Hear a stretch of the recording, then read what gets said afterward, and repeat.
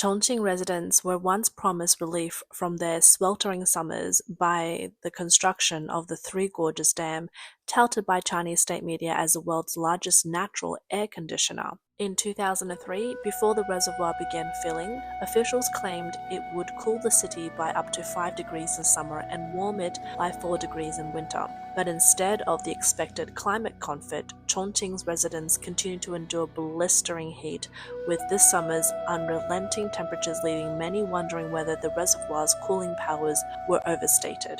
From August 21st to September 6th, Chongqing issued red alerts for high temperatures for 16 straight days. In 26 districts and counties, including Jiangbei, Zhoulongpo, and Nan'an, temperatures soared above 40 degrees Celsius. Chongqing became a giant furnace with temperatures reaching as high as 46.8 degrees Celsius. On September 7th, the Chongqing Meteorological Observatory issued an orange alert for extreme heat. In 6 districts, including Beibei and Fulin, temperatures rose above 40 degrees. Data shows that in August, Chongqing's Shapingba district had 29 days of high temperatures. Experts predict that this year, Chongqing may surpass the number of days with temperatures over 40 degrees Celsius seen in 2011 and 2006, putting it among the top 2 in history. On social media, some people shared photos of shoes shriveled by the scorching sun. Others tried frying eggs using only the heat from the sun. Come on, let's go outside and try frying an egg. See if we can cook it. Oh, the weather in Chongqing is just way too hot. It's unbearable. Wow, even the thermometer bent from the heat. Let's add some oil and wait for 10 minutes. Oh wow, it actually cooked the egg. The relentless heat has also delayed the start of school. Several districts in Chongqing announced that the autumn semester for elementary and middle schools, kindergartens, and vocational schools will be postponed to September 9th. With the rush to escape the heat, flights from Chongqing to Beijing have sold out. Flights to coastal cities like Qingdao, Beihai, and Dalian have also been fully booked. On August 30th, the price of a one-way ticket from Chongqing to Hohhot jumped from just over 300 yuan to 1,600 yuan in less than 3 hours. From Chongqing residents, the promised year-round comfort from the Three Gorges Dam has never come to be. Instead, the summer's heat has only intensified, making the city feel like a giant steamer. The grand promises and anticipation have now faded away. Many online users are asking, did the Three Gorges Reservoir's air conditioner forgot to add coolant? So why has Chongqing experienced such a persistent heat? Chief forecaster Xu Yinglong of the China Meteorological Administration explained that the region is mainly under the control of a subtropical high-pressure system. This system causes clear skies and boosts the sun's radiation, leading to even more heat. Chongqing's location in the Sichuan Basin also makes it harder for heat to escape. With mountains trapping the hot air, as a result, the heat builds up and intensifies. However, Xu didn't address the connection between the reservoir's water storage and the ongoing heat. It's widely known that reservoirs can increase greenhouse gases like carbon dioxide and methane. They also raise the amount of water vapor in the air through evaporation, creating a greenhouse effect and raising temperatures in the surrounding area. Still, Xu mentions of limited heat exchange due to the terrain is a partial explanation. But why wasn't the limited heat exchange an issue before the dam was built? What changed to create this effect now?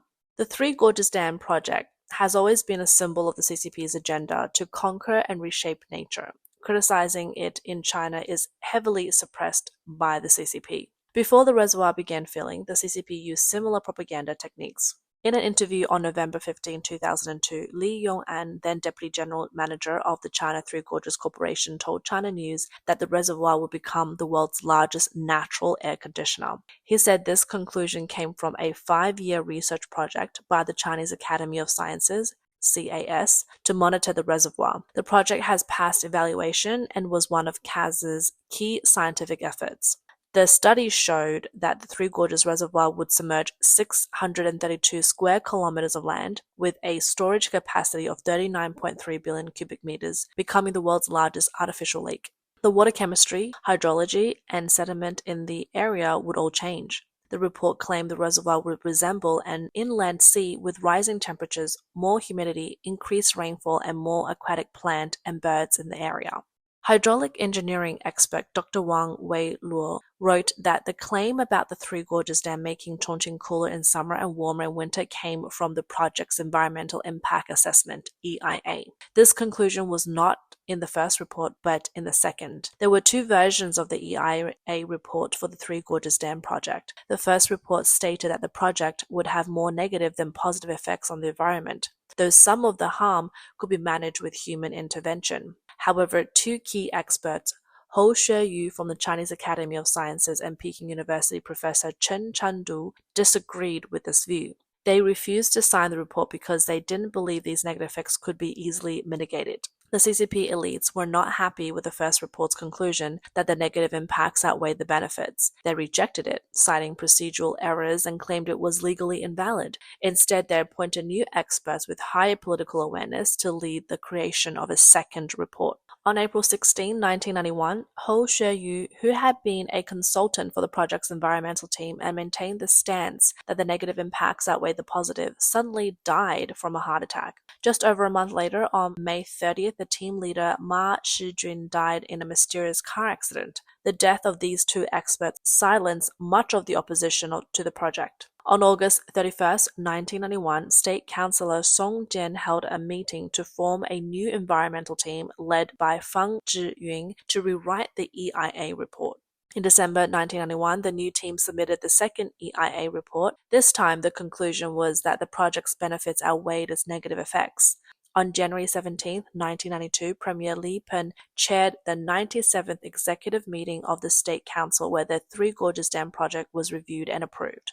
On August 25, 1992, Premier Li Peng presided over the 200th State Council meeting. At that meeting, they decided to award 100 special government allowances to experts who had made significant contributions to the project's review, including the new environmental team leader, Fang Zhiyun. Fang Zhiyun's actions show Chinese intellectuals how to succeed in academia. To align yourself with those in power. Justice and truth doesn't matter. The fates of Hou Xueyu and Ma Shijun were clear examples of what could happen if one doesn't follow the wishes of the ruling party. Many experts like Fang gained academic status by supporting the Three Gorges Dam project. They earned honors, fame, and fortune. Later on, other scholars published papers supporting the project or downplaying the impact on local climate, hoping to gain favor with the CCP and further their careers. In the second half of the year of 2002, the Three Gorges Dam began storing water, and by June 1, 2003, it officially started operating. At first, the water level reached 135 meters above sea level. In 2006, it rose to 165 meters. In 2008 and 2009, attempts were made to raise the water to the normal level of 175 meters, but they all failed. Finally, in 2010, the water level reached 175 meters. So what changes in temperature occurred in the reservoir after it began operating in 2003? Before the Three Gorges Dam project, Chongqing's highest recorded temperature was 42.5 degrees Celsius. After the project started, the highest temperature in Chongqing rose to 44.5 degrees Celsius in 2006. By 2022, the peak temperature had reached 45 degrees Celsius. So the project led to Chongqing's highest temperature increasing from 42.5 degrees to 45 degrees. The Environmental Impact Assessment (EIA) and Fang Zhiyun's prediction of 4-degree decrease in extreme temperatures never came true. Chongqing didn't experience the cooler summers or warmer winters that were promised. A 2008 article by Tsinghua University professor Zhou Jianzhun and Zhang Man highlighted changes in the temperature of the Yangtze River region from 2004 to 2016. Their research showed that average, maximum, and minimum temperatures over the 3-month increased by 0.67 degrees, 0.69 degrees, and 0.4 degrees respectively, compared to 1991 to 2002. This temperature rise far exceeded the global land temperature increase of 0.38 degrees Celsius during the same period. The data used in their study came from 6 meteorological observation stations in the Three Gorges Dam area. Senior engineer Zhang Zhengfen, who has long focused on environmental issues in China, spoke in a recent interview about the changes in the Three Gorges area. He said that the changes in the terrain of the reservoir might affect the climate path heading westward towards the Tibetan Plateau. According to him, this could create a magnifying effect, leading to weather changes downstream in the Jiangsu-Zhejiang region and upstream in Chongqing. However, experts in China's Water Conservancy Department disagree with his view. They believe that the small size of the reservoir's water surface is not enough to significantly impact the climate. Yet, judging from the climate change after 2002, the impact of water storage in the Three Gorges Dam is clear. Zhang Junfen said, from the perspective of rainfall and high temperatures, both the Jiangsu-Zhejiang region and the Sichuan Basin have experienced extreme weather nearly every year. Beijing-based geographer Wang Hongqi analyzed the high summer temperatures in the Sichuan-Chongqing region. He explained that water vapor is crucial for creating rain and balancing temperatures. Comparing the Sichuan Basin to a large wooden barrel, Wang described the Three Gorges as the shortest plank in the barrel.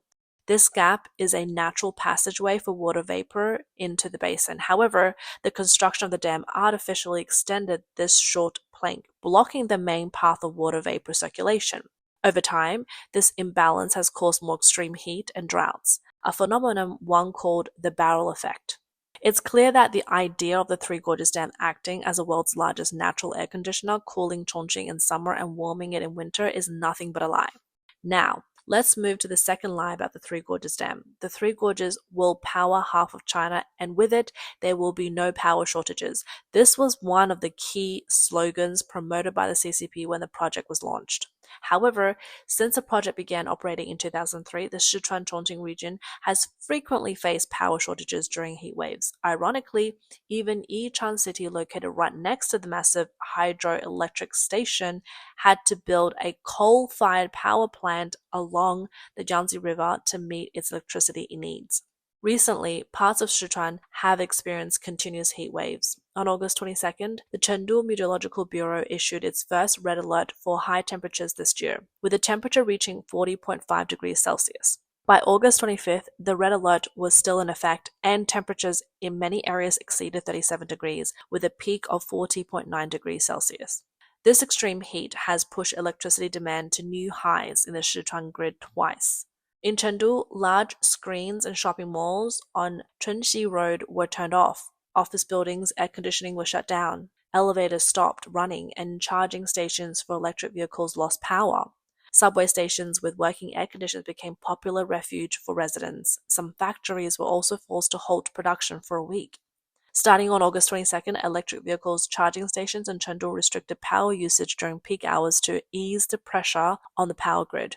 As a result, people had to wait up to 10 hours in the extreme heat just to charge their cars, leaving many electric vehicles owners frustrated and regretful.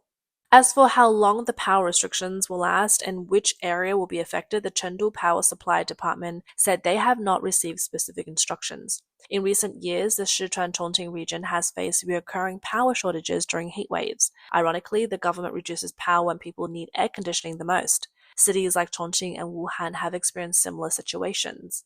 Before the Three Gorges Dam project was built, the CCP had promised that electricity would cost just 0.08 yuan per kilowatt hour once the dam was complete. But this turned out to be another lie.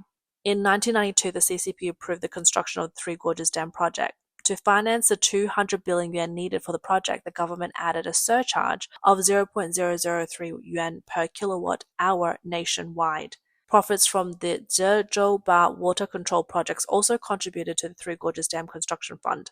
Later, the surcharge increased another 0.007 yuan per kilowatt hour. At the time, the CCP promised that after the Three Gorges Dam was complete, electricity would cost only 0.08 yuan per kilowatt hour. In 2004, some media outlets estimated that from 1992 until now, the public had contributed over 500 billion yuan to the Three Gorges Dam project. China Three Gorges Corporation denied this, saying that it had only collected nearly 128 billion yuan. Even so, this amount was still enormous. Many people question why, after paying more than half the project's cost, they weren't receiving any dividends, and why the electricity prices were much higher than expected. By 2003, when the Three Gorges Dam began storing water and the first generator started producing electricity, the total amount collected for the construction funds exceeded the 300 billion yuan needed. Despite this, the government didn't stop collecting the fund. They simply renamed the National Major Water Conservancy Construction Fund and extended it for another 10 years. In fact, when looking at the CCP's history, this isn't surprising. Temporary taxes or levies often become permanent. Once the government starts collecting funds, they rarely stop. In 2009, the Ministry of Finance extended the collection of the fund by another 6 years until the end of 2025. Public data shows that the Three Gorges Dam is the world's largest hydroelectric station. It has a total installed capacity of 22.8 million kilowatts and can generate up to 100 billion kilowatt hours of electricity per year. Over the past 20 years, the dam has generated 1.6 trillion kilowatt hours of electricity. Even at a conservative price of 0.25 yuan per kilowatt hour, the dam's revenue has already reached nearly 400 billion yuan. This is a huge economic gain. Additionally, the dam generates billions in tourism revenue each year, with a total of over 12 billion yuan in the past 20 years. A 2017 study by scholars from Henan Polytechnic University led by Chen Xiaoshu examined the costs and benefits of hydropower and development on the Lanchang River. They found that the cost of developing and operating the hydropower plants on the Lanchang River averaged nearly 10 billion yuan per year. However, the revenue from electricity sales amounted to almost 39 billion yuan per year, meaning the profit was 3.9 times the cost. So where did the enormous profits from the Three Gorges Dam project go? For more than 30 years, Chinese citizens have been paying into the Three Gorges Fund, but where did all that money end up? According to the State's Council report on the Three Gorges Dam project, the China Three Gorges Corporation was supposed to repay all construction costs by 2010. This included the 137.8 billion yuan contributed by the public. But the corporation didn't do that. Why? They claimed that all the dam's power generation capacity belongs to China Yangtze Power Company, not the public. Due to China's lack of transparency, it's unclear who profited from the privatization of the Three Gorges assets. However, there is evidence that some of the Three Gorges Fund became part of the private wealth of the Li Pen family. Li Pen's eldest son, Li Xiaopen, joined China Huainan Group in 1991 and eventually became its general manager. He held several high-ranking positions in China's top power enterprise. The China Yangtze Power Company is a subsidiary of Huainan Group. As general manager, Li Xiaopen earned a high salary and held shares in both Huainan and China Yangtze Power Company.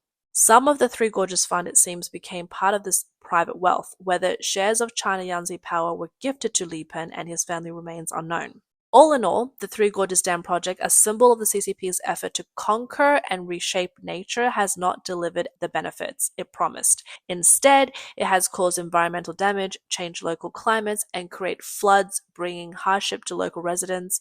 The CCP used a project as a reason to collect funds from the public, increasing their burden. After completion, the project became a money-making machine for the CCP elite, generating enormous profits from start to finish. The Three Gorges Dam project has been filled with lies and deception, proving to be a disaster for the people and the country.